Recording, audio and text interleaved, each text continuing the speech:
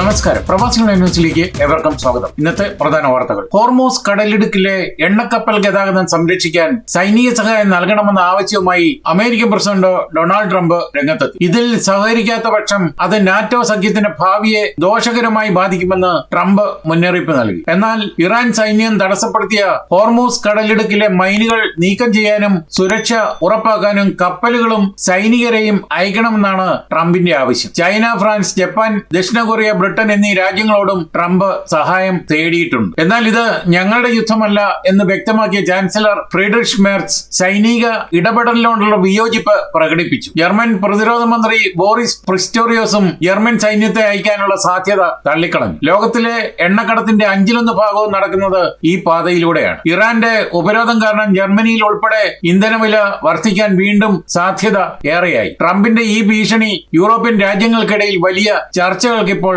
വഴിവഴിച്ചിരിക്കുകയാണ്. അതേസമയം ട്രംപിന്റെ ആവശ്യം തള്ളി ജർമ്മൻ ചാൻസലർ ഫ്രീഡ്രിഷ് മെർസ്. പേർഷ്യൻ ഗൾഫിലെ ഹോർമസ് കടലിടുക്കിൽ എണ്ണക്കപ്പലുകൾക്ക് സംരക്ഷണം നൽകാൻ നാറ്റോ പങ്കാളികൾ സഹായിക്കണമെന്ന ട്രംപിന്റെ ആവശ്യമാണ് മെർസ് നിരസിച്ചത്. അമേരിക്കയും ഇസ്രായേലും ഇറാനുമായി നടത്തുന്ന യുദ്ധം നാറ്റോയുടെ വിഷയമല്ലെന്നും മെർസ് കൂട്ടിച്ചേർത്തു. അമേരിക്കയും ഇസ്രായേലും ഇറാനുമായി നടത്തുന്ന യുദ്ധം യൂറോപ്പിന്റെ യുദ്ധമല്ലെന്ന് യൂറോപ്യൻ യൂണിയൻ വിദേശകാര്യ നയരൂപീകരണ മേധാവി കായ കല്ലാസ് വ്യക്തമാക്കി. മിഡിൽ ഈസ്റ്റിലെ സംഘർഷങ്ങളെ കുറിച്ച് ബ്രസൽസിൽ നടന്ന വിദേശകാര്യമന്ത്രിമാരുടെ ചർച്ചയ്ക്ക് ശേഷം സംസാരിക്കുകയായിരുന്നു അവർ.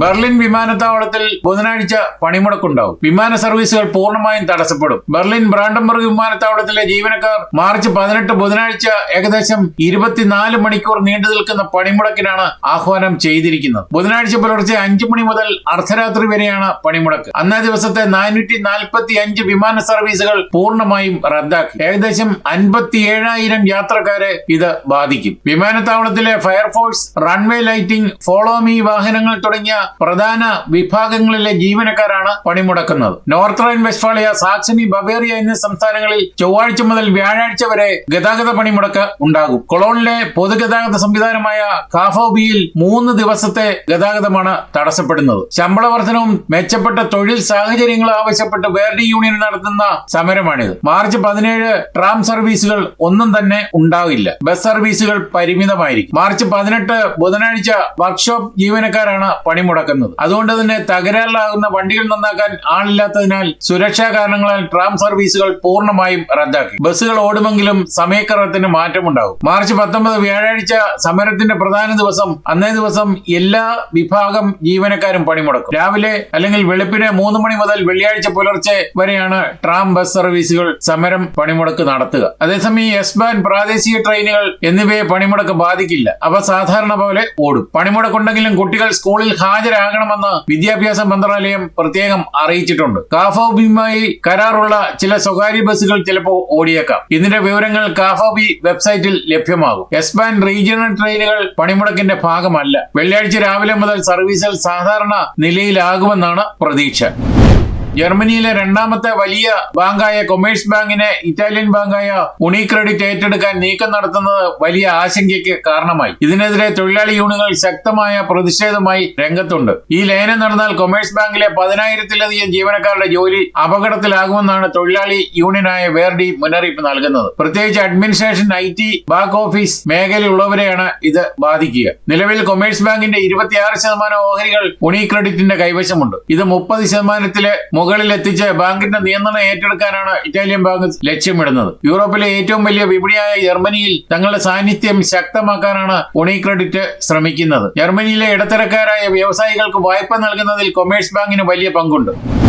മൈൻസ് രൂപതയുടെ സഹായമെത്രാനായി മലയാളിയായ ഡോക്ടർ ജോഷി പൊട്ടക്കൽ അഭിഷിക്തനായി. ജർമ്മനിയിലെ ചരിത്രപ്രസിദ്ധമായ മൈൻസ് കത്തീഡ്രലിൽ നടന്ന പ്രൗഢഗംഭീരമായ ചടങ്ങിലാണ് ഫാദർ ജോഷി പൊട്ടക്കൽ സഹായമെത്രാനായി സ്ഥാനമേറ്റെടുത്തത്. ജർമ്മനിയിൽ മെത്രാൻ പദവിയിലെത്തുന്ന ആദ്യ മലയാളി എന്ന ചരിത്ര നേട്ടവും ഇതോടെ അദ്ദേഹം സ്വന്തമാക്കി. മൈൻസ് രൂപത മെത്രാൻ പീറ്റർ കോൾഗ്രാഫ് മുഖ്യ കാർമ്മികത്വം വഹിച്ചു. മറ്റു പ്രമുഖ മെത്രാന്മാരും വൈദികരും വിശ്വാസികളും ചടങ്ങിൽ പങ്കെടുത്തു. കോതമംഗലം രൂപതാധ്യക്ഷൻ മാർ ജോർജ് മടത്തിക്കണ്ടം, യൂറോപ്പിന്റെ apostolic visitator Mar Stephen Chirappanath തുടങ്ങി ജർമ്മനിയിലെ വിവിധ രൂപതകളിൽ നിന്നുള്ള നിരവധി മെത്രാന്മാരും 100-ലധികം വൈദികരും ചടങ്ങിൽ കർമ്മികരായി. നാട്ടിൽ നിന്നും ജോഷി പിതാവിന്റെ കുടുംബാംഗങ്ങളും വൈദിക സഹോദരനും ചടങ്ങിൽ പങ്കെടുത്തു. Mine saint Martin cathedral March 15 ഉച്ചകഴിഞ്ഞ് 3 മണിക്ക് നടന്ന ഭക്തിസാന്ദ്രവും സംഗീതാത്മകവും ആത്മീയ ചൈതന്യവും നിറഞ്ഞ പ്രൗഢഗംഭീരമായ സ്ഥാനാരോഹണ ചടങ്ങിൽ ഏകദേശം 2000-ലധികം വിശ്വാസികൾ നേരിട്ട് പങ്കെടുത്തതായി കരുതപ്പെടുന്നു. കത്തീഡ്രൽ വിശ്വാസികളെ കൊണ്ട് നിറഞ്ഞിരുന്നു. മൈൻസ് രൂപതയിൽ സേവനം ചെയ്ത ഫാദർ അജിമോൻ ജോസഫിന്റെ നേതൃത്വത്തിൽ ഒരു മലയാള ഗാനവും ആലപിച്ചു. ജർമ്മനിയുടെ വിവിധ ഭാഗങ്ങളിൽ നിന്നുള്ള പ്രവാസി മലയാളികളും സുഹൃത്തുക്കളും ഉൾപ്പെടെ വലിയൊരു മലയാളി സമൂഹം ചടങ്ങിന് സാക്ഷ്യം വഹിച്ചു. എറണാകുളം ജില്ലയിലെ മൂവാറ്റുപുഴ മാറാടി മീൻകുന്നം സ്വദേശിയായ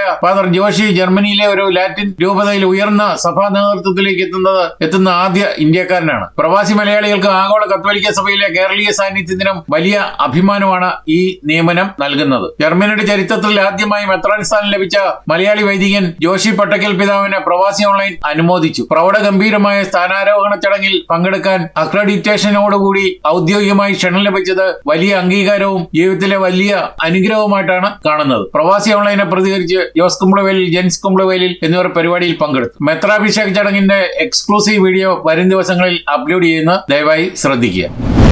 മധ്യ ജർമ്മനിയിലെ ഹെസ്സെ സംസ്ഥാനത്തിലെ വീസ്ബാഡൻ നഗരത്തിൽ നിന്ന് 15 വയസ്സുകാരൻ പൊതുഗതാഗത ബസ് മോഷ്ടിച്ച് കടന്നുകളഞ്ഞു. തന്റെ 14 വയസ്സുകാരിയായ കാമുകിയെ ഒപ്പം കൂട്ടിയാണ് കൗമാരക്കാരൻ 150 കിലോമീറ്റർ ദൂരം ബസ് ഓടിച്ച് മറ്റൊരു സംസ്ഥാനമായ ബാഡൻ-വുർട്ടംബർഗിലെ കാൾസ്റൂവയിൽ എത്തിയത്. ബസ് മോഷ്ടിക്കപ്പെട്ടതായി പോലീസിൽ അറിയിച്ചതിനെ തുടർന്ന് പോലീസ് കണ്ടെത്തി ബസ് തിരികെ ഡിപ്പോയിലെത്തിച്ചു. കസ്റ്റഡിയിലെടുത്ത 15-കാരനെ മാതാപിതാക്കളെയും ഏൽപ്പിച്ചു. ലൈസൻസ് ഇല്ലാതെ വണ്ടി ഓടിച്ചതിനും മോഷണത്തിനും കുട്ടിക്കെതിരെ ക്രിമിനൽ നടപടികൾ ആരംഭിച്ചതായി പോലീസ് അറിയിച്ചു.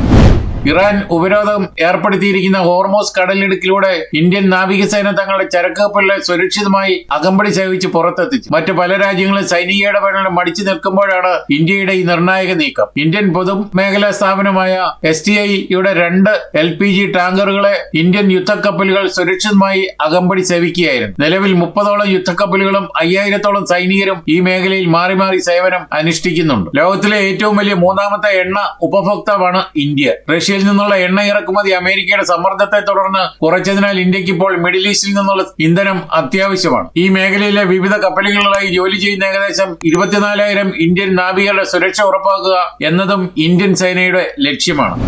ഇതോടെ ഈ വാർത്താ ബുള്ളറ്റിൻ ഇവിടെ പൂർണ്ണമാവുകയാണ്. നിങ്ങൾ നൽകി വരുന്ന എല്ലാവിധ പിന്തുണയ്ക്കും ഞങ്ങൾ ഹൃദയപൂർവ്വം നന്ദി അറിയിക്കുന്നു. അതോടൊപ്പം കൂടുതൽ വാർത്തകളും വിശേഷങ്ങളും അറിയാൻ യൂറോപ്പിലെ ആദ്യത്തെ മലയാളത്തിലുള്ള ഓൺലൈൻ പോർട്ടലായ പ്രവാസി സന്ദർശിക്കാൻ നന്ദി. നമസ്കാരം.